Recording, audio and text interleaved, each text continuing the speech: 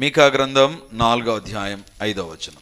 సకల జనములు తమ తమ దేవతల నామము స్మరించుచు నడుచుకొందురు, మనమైతే మన దేవుడైన యెహోవా నామము ఎల్లప్పుడూ స్మరించుకొందుము. సకల జనములు తమ తమ దేవతల నామమును స్మరించుచు నడుచుకొందురు, మనమైతే మన దేవుడైన యెహోవా నామమును ఎల్లప్పుడూ స్మరించుకొందుము. దేవుని బిడ్డలారా, గత 2 వారాల నుంచి మనము దైవ వాక్యములో నుంచి ఒకే ఒక అంశాన్ని ధ్యానం చేస్తున్నాం. దేవుని యొక్క నామములు, దేవుని యొక్క పేర్లను గురించి మనము ధ్యానం చేస్తూ ఉన్నాం. దేవుని బిడ్డలారా, ఇక్కడ దేవుడు అంటున్నాడు, మన దేవుడైన యెహోవా నామమును ఎల్లప్పుడూ స్మరించుకొందుము. నామమును మనం ఎల్లప్పుడూ స్మరించాలి. నాకు అనిపించింది, అసలు ఎందుకు స్మరించాలి ప్రభువా? ఎందుకు స్మరించాలి? ఆగస్టు 15 జనవరి 26 వస్తేనే ఒక పేరు అందరూ చెప్పుకుంటారు. ఏంటిది? గాంధీ తాత, గాంధీజీ. ఎందుకు గాంధీ? గాంధీజీ అని పేరు చెప్పినప్పుడు స్వాతంత్రము, రాజ్యాంగం అని పేరు చెప్పినప్పుడు ఎవరు జ్ఞాపకం వస్తారు? అంబేద్కర్ జ్ఞాపకం వస్తాడు. దేవుని బిడ్డలారా, లోకంలో ఉన్న ఒక వ్యక్తి పేరు ఒకదానికి సంబంధించిందిగానే ఉంటుంది, ఒకదానికి. కానీ ప్రభు యొక్క పేరు అలాంటిది కాదు. ప్రభువు అనేకమైన పేర్లు కలిగినటువంటి వాడు. ఎందుకోసం అంటే మన ప్రభువు ఆయన యొక్క కార్యములు, ఆయన పేర్లను బట్టి మనం చూస్తాం. దేవుడు స్వస్థపరిచే దేవుడు, అది దేవుని యొక్క కార్యం. దానికి పెట్టినటువంటి పేరే యెహోవా రాఫా. యెహోవా రాఫా అనేటువంటిది ఆయన పేరు. ఆయన పేరును బట్టి ఆయన స్వస్థపరుస్తాడు. దేవుడు చూచుచున్న దేవుడు. ఆయన పేరు కూడా చూచుచున్న దేవుడే. ఆయన చూస్తున్నటువంటి దేవుడు, అది ఆయన కార్యము, అది ఆయన పేరు కూడా. దేవుని బిడలారా, బైబిల్లో ఉన్నటువంటి దేవుని పేర్లు దేవుని కార్యాలను తెలియజేస్తాయి, దేవుని కార్యాలను తెలియజేస్తాయి. కాబట్టి ఈరోజు దేవుని యొక్క వాక్యంలో నుంచి ఉదయాన్నే 7వ పేరును ధ్యానం చేశాం. ఈరోజు 8వ పేరు, ఆది కాండంలో ఉన్నటువంటి ఆది కాండం నుంచి ప్రకటన గ్రంథం వరకు వరుసగా ఎన్ని పేర్లు దేవుడు కలిగి ఉన్నాడో వరుసగా మనం ధ్యానం చేయబోతున్నాం. May the Lord speak to us. దేవుడు మనతో మాట్లాడును గాక. దేవుని బిడలారా, ఆది కాండం 4వ అధ్యాయము 15, 16 వచనాలు మనం చదువుకుందాం. అందుకు యెహోవా అతనితో, కాబట్టి ఎవడైనను కయ్యూనును చంపిన ఎడల వానికి ప్రతిదండన 7 అంతలు కలుగుననెను. మరియు ఎవడైనను కయ్యూనును కనుగొని అతనిని చంపకయుండునట్లు యెహోవా అతనికి ఒక గుర్తు వేసెను. అప్పుడు కయ్యూను యెహోవా సన్నిధిలో నుండి బయలుదేరి వెళ్ళి ఏదెనుకు తూర్పు దిక్కున నోదు దేశంలో కాపురముండెను. ఇక్కడ బైబిల్లో మనం గమనిస్తే ఈ వాక్య భాగం యొక్క పూర్వపరాలు మీకు నేను తెలియజేస్తాను. దేవుని బిడలారా, ఇప్పుడు 15వ వచనంలో అతని చంపక ఉండునట్లు యెహోవా అతనికి ఒక గుర్తు వేశాను, కయ్యూనుకు ఒక గుర్తు వేశాడు అనేటువంటిది మనం చూస్తాం. దేవుని బిడలారా, దీనికి ముందు ఏం జరిగిందంటే కయ్యూను తన తమ్ముడైన హేబేలును చంపేశాడు. చంపిన తర్వాత దేవుడు అతన్ని చూసి అంటాడు, కయ్యూను నీ తమ్ముడు ఎక్కడా అని కయ్యూను మీద దేవుడు ఒక తీర్పు తీర్చినట్టుగా మనం చూస్తాం. తీర్పు తీర్చే దేవుడు, న్యాయాధిపతి దేవుడు అని ఉదయకాలన అది ఆయన పేరని, యెహోవా షాఫెట్ అనేటువంటి ఆయన పేరును గురించి, న్యాయాధిపతి, తీర్పు తీర్చే దేవుడు, దట్ ఈస్ హిస్ నేమ్, అది దేవుని యొక్క పేరు. మరి అలా తీర్పు తీర్చిన దేవుడు ఇప్పుడు 15వ వచనంలో అంటున్నాడు, కాబట్టి ఎవడైనను కయ్యూను చంపిన ఎడల వానికి ప్రతిదండన 7 అంతలు కలుగునను. మరియు ఎవడైనను కయ్యూను కనుగొని అతని చంపకుండునట్లు యెహోవా అతనికి ఒక గుర్తు వేశాను. కయ్యూనుకు ఒక శాపాన్ని ప్రకటించాడు, కయ్యూనుకు ఒక శిక్షను ప్రకటించాడు, కయ్యూనుకు ఒక తీర్పును ప్రకటించాడు. అది 14వ వచనం. అంటే 11 నుంచి 14 వచనాలు అది మనం చూస్తాం. కానీ 15వ వచనంలో దేవుడు అంటున్నాడు, తీర్పు తీర్చిన దేవుడు ఏం చేస్తున్నాడు తెలుసా?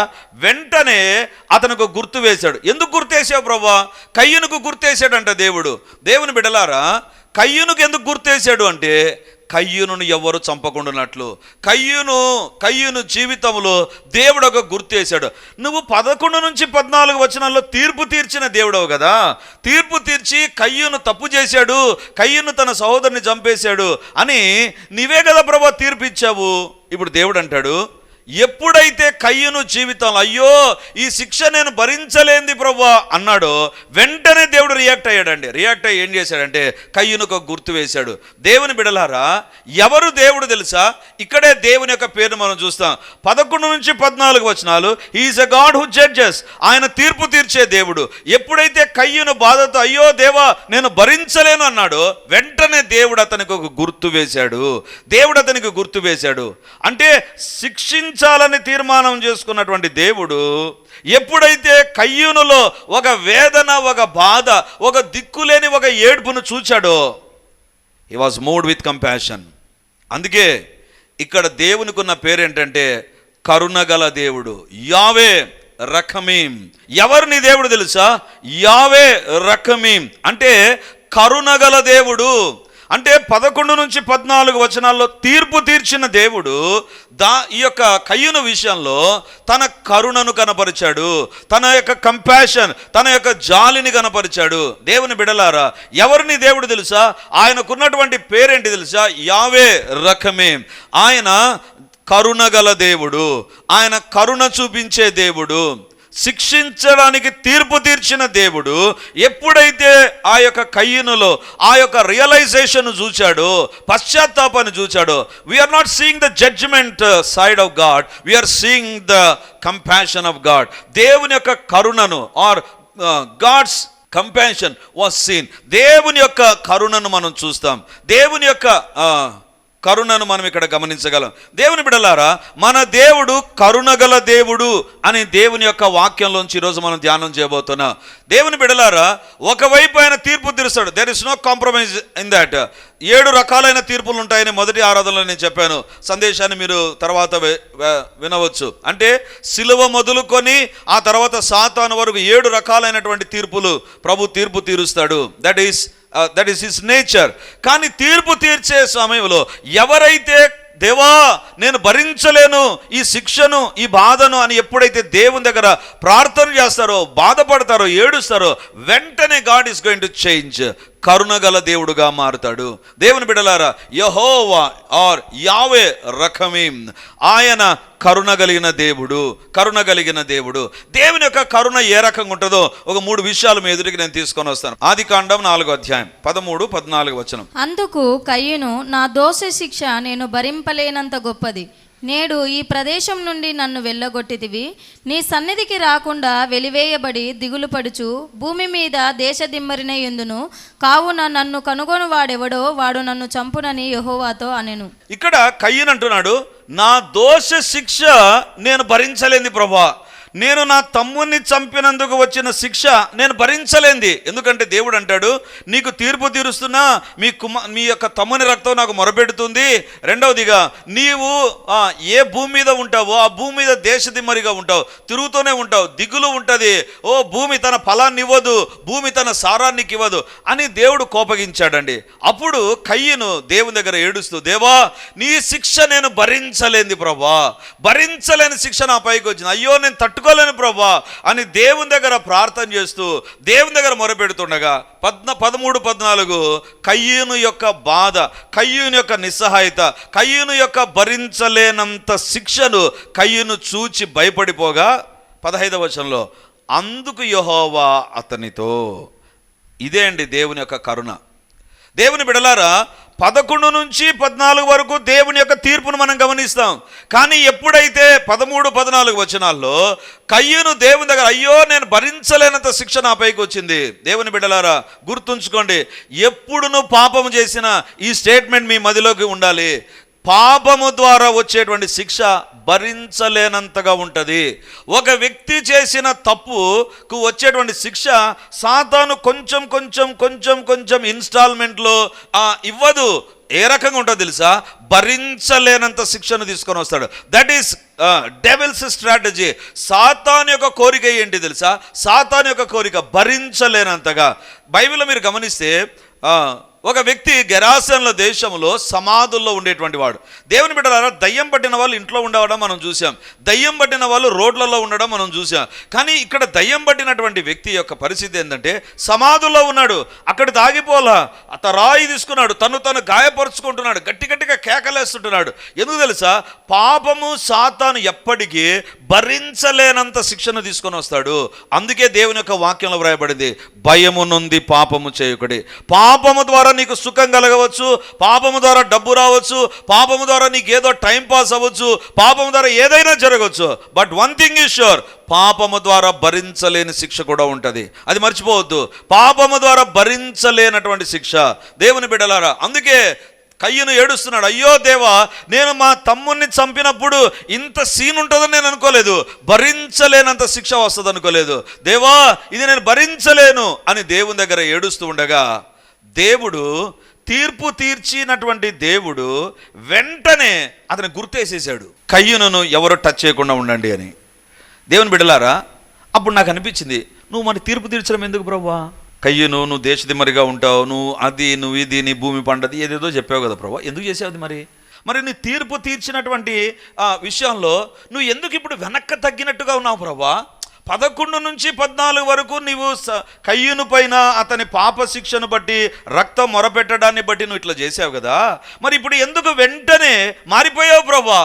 దేవుని బిడ్డలారా, దేవుడు ఎప్పుడు కూడా ఒకదానికి విలువనిస్తాడండి. ఎప్పుడు కూడా ఒకదాని, జాగ్రత్తగా వినండి. పాపము భరించలేనంత శిక్షకు నడిపిస్తే దేవుడు ఎప్పుడు కూడా నేను ప్రభువా ఈ శిక్ష నేను భరించలేను, నా వల్ల కాదు నాయన, నేను ఈ పాప శిక్ష ఇంత సివియర్గా ఉంటుంది అనుకోలేదు, దేవా నేను మోసగించబడ్డాను, దేవా నా జీవితంలో ఈ శిక్ష భరించలేనంటే వెంటనే దేవుడు యొక్క మనసు మార్చుకుంటాడు. ఎందుకు తెలుసా? నువ్వు మారడానికి ఒక అవకాశం ఇస్తాడు. అంటే శిక్ష వెంటనే అమలైపోయింది అనుకో, కయ్యూను చచ్చిపోతాడండి. కయ్యూను జీవితం అక్కడికి అంతమైపోతుంది. కయ్యూను అంటున్నాడు, నేను భరించలేని శిక్ష. వెంటనే దేవుడు అంటున్నాడు, ఓకే కయ్యూను, నీలో పశ్చాత్తాపం అనేటువంటిది నేను గమనిస్తూ ఉన్నాను, కాబట్టి I'm going to give you chance. దేవుని బిడ్డలారా, నీవు మారడానికి ఎప్పుడు దేవుడు అవకాశం ఇస్తాడు, ఎప్పుడు కూడా అవకాశం ఇస్తాడు. నినివే ప్రజలతో దేవుడు యొక్క మాట ఏంటి తెలుసా? వాళ్ళకు దుర్గతి కలుగునని, ఖచ్చితంగా వాళ్ళకు చెడ్డగతి వస్తుందని చెప్పు. వాళ్ళు ఎప్పుడైతే గోనెపట్ట కట్టుకున్నారో దేవుడు వెంటనే మార్చుకున్నాడు, సరే వారిని నేను బ్రతికిస్తాను.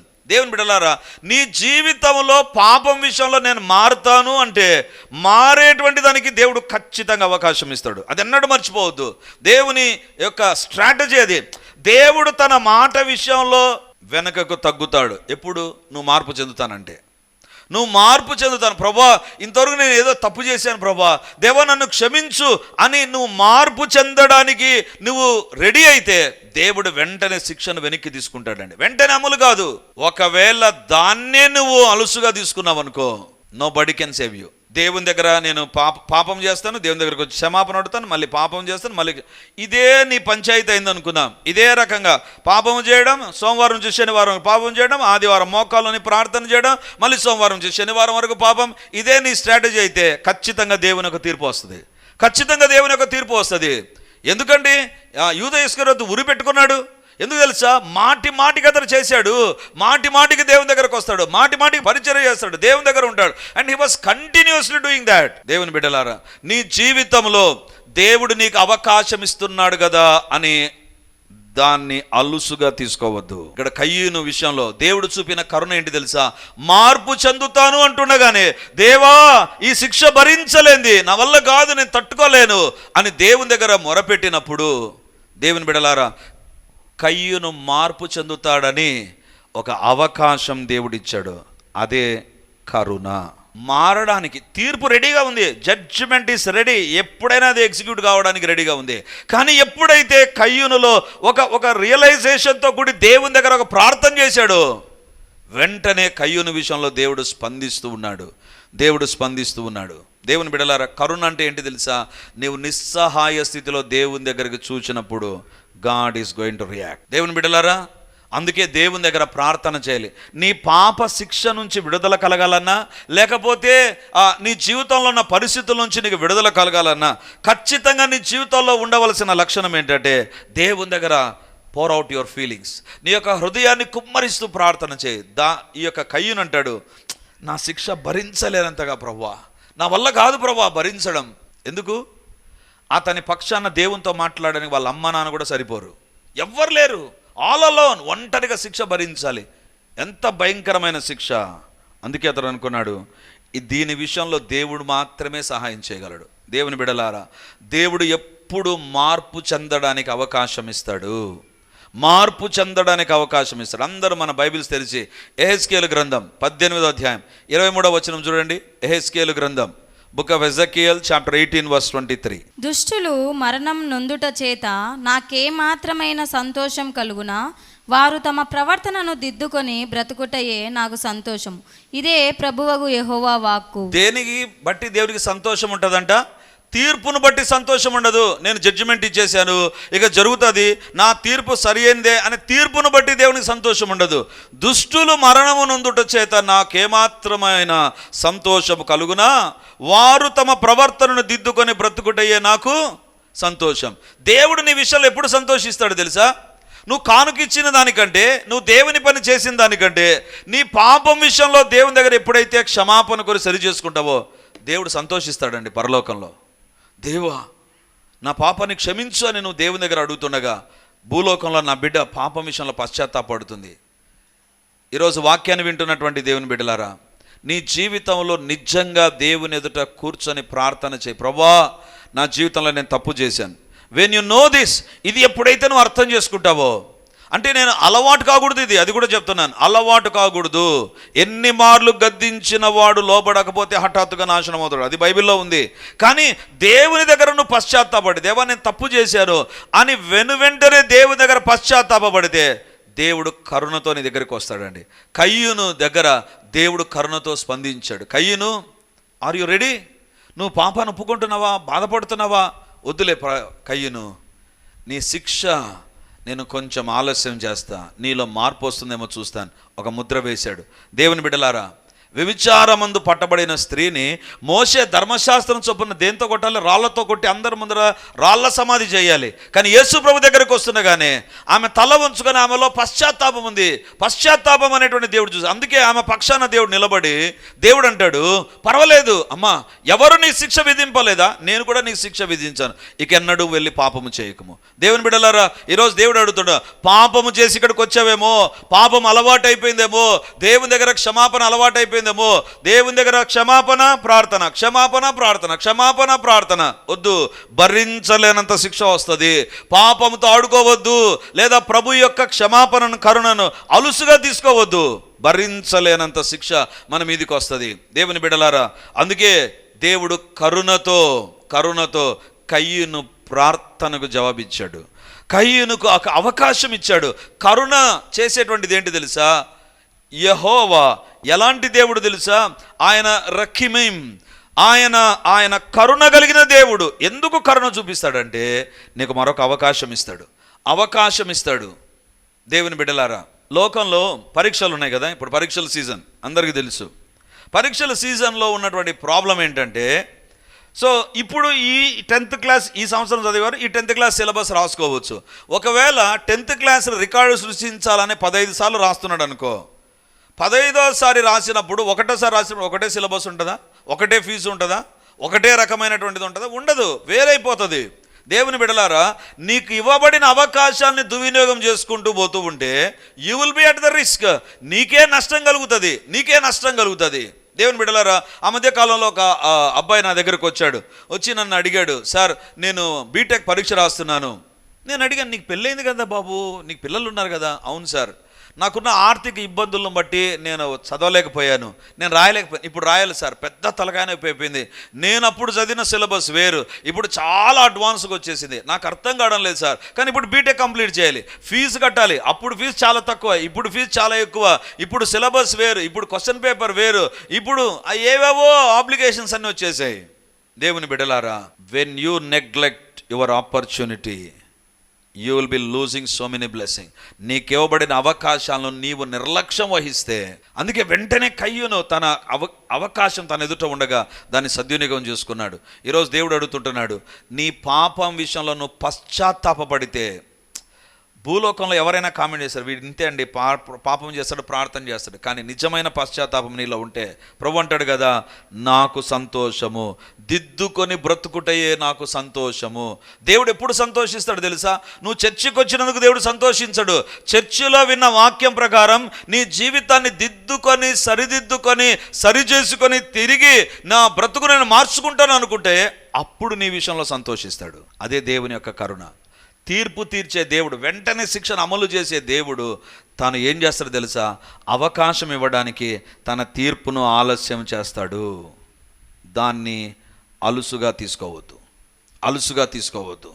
ఈరోజు దేవుడు అడుగుతుంటున్నాడు, ఆయన కరుణ కలిగిన దేవుడు నీ విషయంలో కార్యాలు జరిగిస్తాడు. ఎప్పుడు? నిజంగా నీలో ఒక పశ్చాత్తాపం కలిగితే. ఎందుకు? పాప శిక్ష భరించలేనిది. గుర్తుంచుకో, ఆ పాప శిక్ష విషయంలో నీవు దేవుని దగ్గర క్షమాపణ కోరి బ్రతుకు మార్చుకుంటే, దిద్దుకొని నీ జీవితాన్ని బ్రతుకు మార్చుకుంటే దేవుడు కరుణ చూపుతాడు. రెండవదిగా దేవుడు ఎలా కరుణ చూపాడు చూడండి, 4వ అధ్యాయం 15వ వచనం.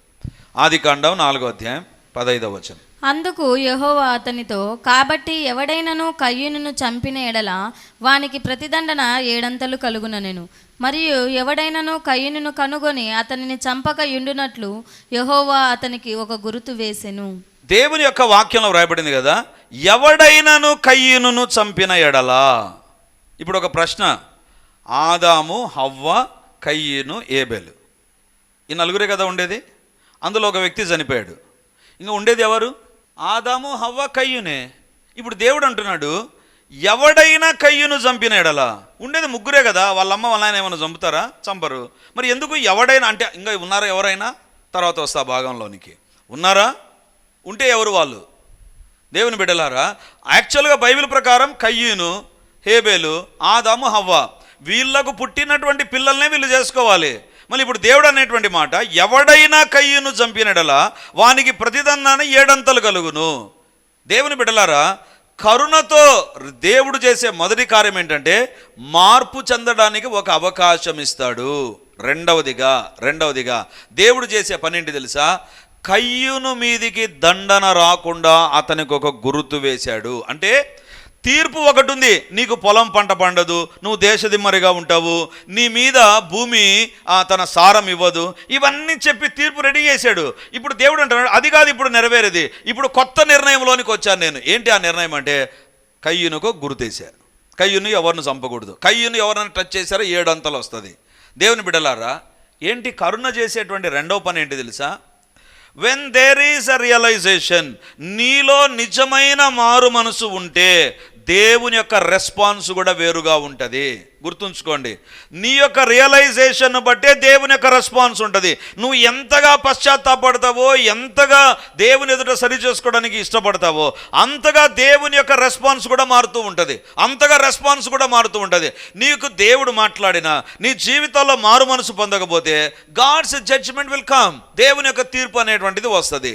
దేవుని బిడ్డలారా, మన జీవితాల్లో మనం తెలుసుకోవాల్సిన విషయం ఏంటంటే, దేవుడు కరుణ ఎప్పుడు చూపుతాడంటే దేవుడు నీకిచ్చిన అవకాశంలో. When you come to a great realisation, నిజమైనటువంటి పశ్చాత్తాపములోనికి, అవును ప్రభా నేను తప్పు చేశాను, నా తమ్ముని నేను చంపింది తప్పే, నేను చేశాను ప్రభా, ఇంత వస్తుంది అనుకోలేదు ప్రభా, ఏదో కోపంతో చేశాను ప్రభా, ఆవేశంలో చేశాను ప్రభా, దేవా నా శిక్ష భరించలేదు ప్రభా, నా వల్ల కాదు ప్రభా అని దేవుని దగ్గరికి వచ్చినప్పుడు దేవుడు అంటాడు, okay I'm seeing a realization, నీలో ఒక ప్రత్యేకమైనటువంటి ఒక పశ్చాత్తాపం నేను చూస్తున్నాను, కాబట్టి because of your realization my response will be changing. దేవుడు దేన్ని బట్టి నీ జీవితాల్లో స్పందిస్తాడు తెలుసా? నువ్వు ఎంతగా మారు మనసు పొందుతున్నావో. దేవుని బిడ్డలారా, ఇక్కడ మాట చెప్తాను, మన పాపములను దేవుడు లెక్క కట్టి మనకు శిక్ష వేస్తే మనం ఇక్కడ ఉండేవాళ్ళం. ఈరోజు మనం చేసిన తప్పులు ఒక్కొక్క దాన్ని దేవుడు లెక్కాచారం కట్టి, సుధీర్ రోజుకు నువ్వు 100 తప్పులు చేశాడు, జనవరి, ఫిబ్రవరి, మార్చి 3 నెలలకు వచ్చాం, రోజుకు 100 తప్పులు, 3 నెలలకు 90 × 100 9,000 తప్పులు చేస్తే నా జీవితంలో శిక్ష 9,000కు ఒక్కొక్క దానికి ఒక శిక్ష ఇస్తే నేను బ్రతకగలనండి? నా వల్ల కాదు. ఈరోజు దేవుడు మన పాపాలను లెక్క గడితే మనం బ్రతకలేం తెలుసా? మన పాప శిక్ష మనం భరించలేనటువంటిది. ఆయన కరుణ నీ జీవితంలో కార్యాలు జరిగిస్తుంది. ప్రభు ఈరోజు మనతో మాట్లాడుతుండగా దేవుని ఎదుట ప్రార్థన చేద్దాం. ప్రభువా, పశ్చాత్తాపం ప్రభువుకు సంతోషాన్ని ఇస్తుంది. ఈరోజు పాపములో కొనసాగడానికి తీర్మానం చేసుకున్నావా? నీకు నష్టమే, ప్రభువుకు దుఃఖమే.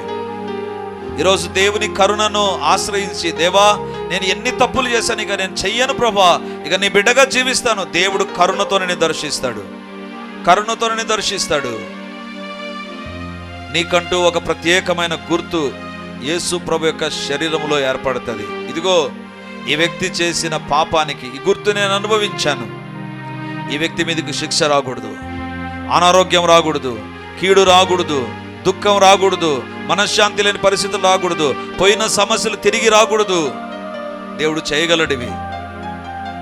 ఆయన వైపు చూడు. ఆయన కరుణ నీ కోసం నా కోసం ఉండగా ఈ సమయంలో దేవుని ఎదుట పాపాలను ఒప్పుకుందాం. దేవుడు ఈరోజు మాట్లాడాడంటే ఎక్కడో మనం తప్పిపోతున్నాం, ఎక్కడో వెనుకడుగు వేశాం,